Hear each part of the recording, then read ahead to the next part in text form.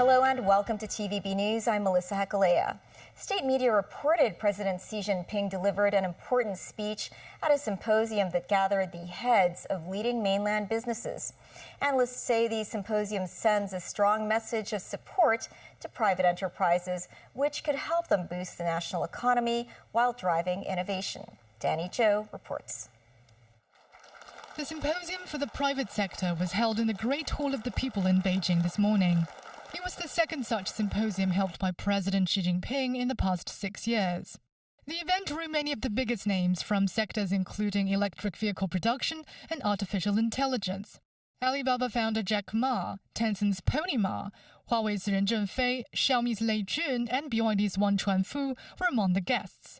Representatives from emerging tech firms such as DeepSeek, Unitree, and CATL were also in attendance. This comes with Chinese technology stocks recently soaring, fueled by the hype surrounding DeepSeek's AI model. Some experts said the meeting shows a clear reversal in the stance of the central government. They said Beijing is now sending a strong message of support to private enterprises, which could help them boost the national economy while driving innovation. Lao Xiukai, a consultant to the Chinese Association of Hong Kong and Macau Studies, said this would significantly buoy the development of private businesses and tech firms in the mainland. Lao indicated greater emphasis will be given to training local talent. That's in addition to sponsoring and promoting local companies amid a deepening US-China technology rivalry. Lao said the technological development could increase domestic demand and consumption. Danny Zhou, TVB News. An analyst says President Xi hopes to show Western countries through today's symposium that Chinese private enterprises can develop technology in the country. In the last several years, a lot of Western media and politicians were saying that China wanted to retard the progress of these huge enterprises in China, particularly those dealing with high technology. But what President Xi wants to tell the world is that China not only will not retard the progress of these huge companies, but instead will give them more opportunity to develop, and they allow them to participate in a more active manner in China's technological development, in China's modernization. An 8-month-old baby girl has received a heart transplant surgery involving cross-border organ donation. This is the second time such an organ donation has happened in Hong Kong. Hong Kong Children's Hospital today said it took 2 hours and 18 minutes to transport the heart from the mainland to the medical site on Sunday. Mimo Singai reports. The 8-month-old baby, Whitney, was diagnosed with dilated cardiomyopathy, a condition in which the heart becomes enlarged and cannot pump blood effectively. Speaking to reporters on Monday after Whitney's operation, the Hong Kong Children's Hospital said the process of finding a suitable heart donor for the infant in the city was not easy. In October last year, Whitney's case was reported to the Health Bureau, who then sought help from the mainland medical authorities. After obtaining approval from the authorities, Whitney's case was included in the China Organ Transplant Response System on October 10th. On Saturday, the hospital authority was informed by the mainland that a donor heart was available and could be suitable for Whitney. Receiving confirmation from experts of both places, the donor heart was transferred to Hong Kong in the evening, involving the collaboration of more than 100 people. Whitney's father expressed his gratitude toward the donor's family for reaching out to them. The hospital said the entire operation lasted for 6.5 hours, which required separate surgical teams to carry it out. Since this is a open heart operation with an open chest, a lot of tissue dissection to make sure all these surgically related problems like bleeding did not happen. So all these parameters, a whole list of parameters has to be monitored during the immediate post-op period, especially during the first 24 hours.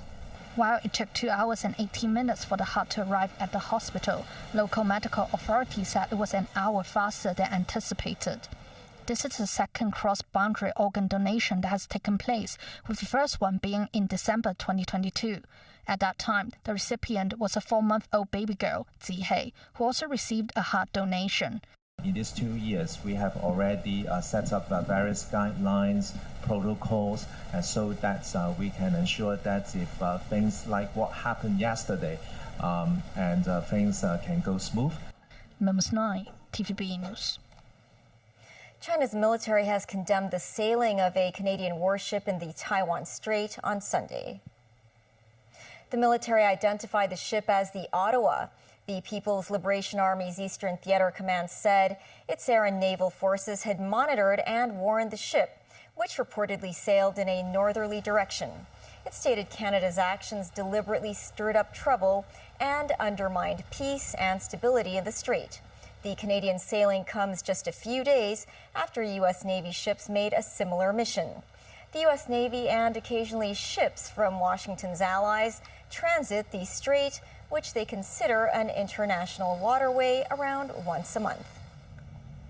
U.S. President Donald Trump on Sunday shrugged off the European Union's reported push to block imports of U.S. soybeans and other foods made to different standards. He added that he would stick to plans to start implementing reciprocal tariffs. That's all right. I don't mind. Let them do it. Let them do it. They're just hurting themselves if they do that. I can't imagine it, but it doesn't matter. We're having reciprocal tariffs. Whatever they charge, we charge. Very simple.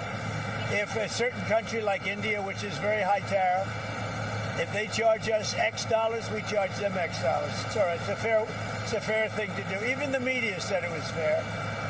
And it's going to be very good for the United States.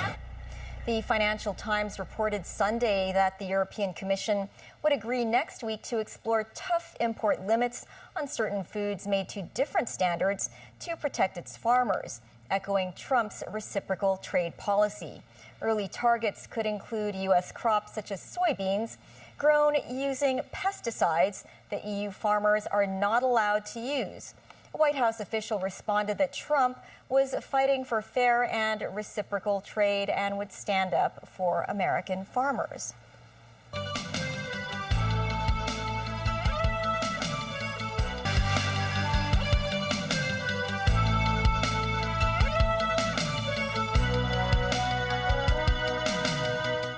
Welcome back. In the Democratic Republic of Congo in Africa, Rwanda-backed rebels have occupied a second major city in the country's mineral-rich eastern region. The M23 rebels say they're in the city of Bukavu to restore order after it was abandoned by Congolese forces. More than 100 armed groups, including M23, are vying for control over the region's minerals, critical for much of the world's technology. Tracy Furness has more. M23 fighters marched through the center of Bukavu, the second largest city of the Democratic Republic of Congo, early Sunday. Others arrived in military vehicles. The rebel group, backed by 4,000 troops from neighboring Rwanda, entered the outskirts of the city on Friday. The Congo River Alliance, a coalition of rebel groups that include M23, said in a statement that its fighters decided to assist the population of Bukavu to address security challenges under the old regime, the Congolese government. The rebels saw little resistance from government forces. Bernard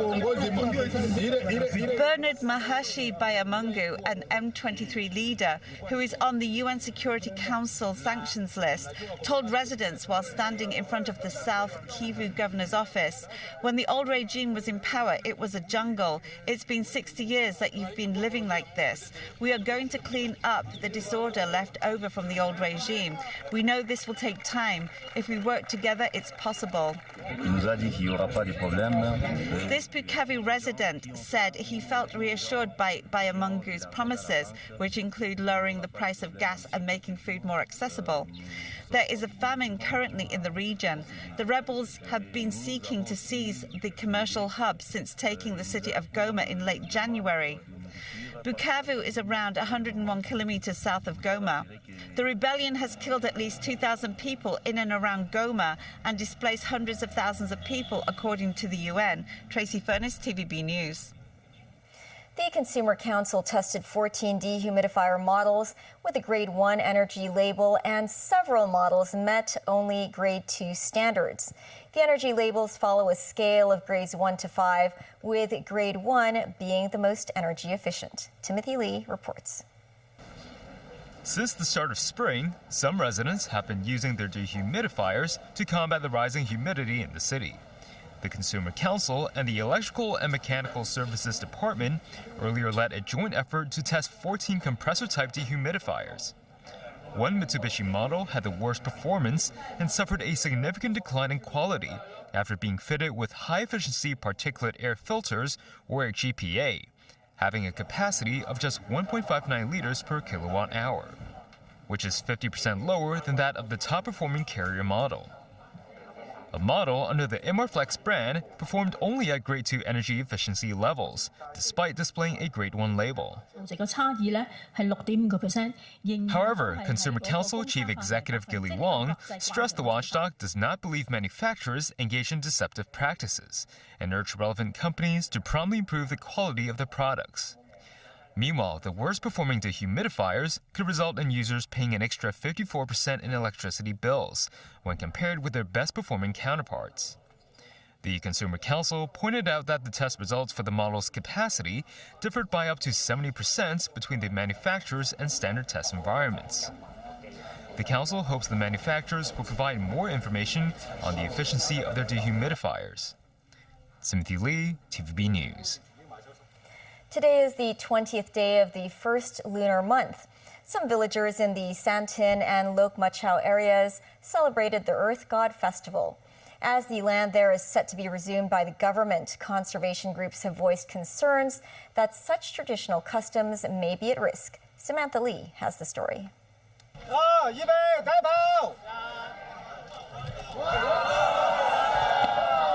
Participants compete for the paper flower tribute.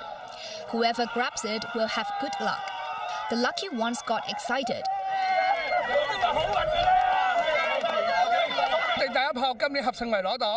Mr. Learn said he was so happy to win on behalf of Hip Sing Wai. He wishes everyone good luck. Grabbing the paper flower tribute is one of the traditions of the Earth God Festival. Before shooting the paper flower tribute, the master will sprinkle water with pomelo leaves and lemongrass onto the bouncing balls wrapped in red paper. It is very easy to launch a paper flower tribute. Just hold the slingshot in your right hand and shoot the red bullet into the sky. In the past decades, Hawenchun celebrated the Earth God Festival every year. This year, some 100 people from Hawenchun, Hip Sing Wai, and Fisherman Sanchun joined the festival.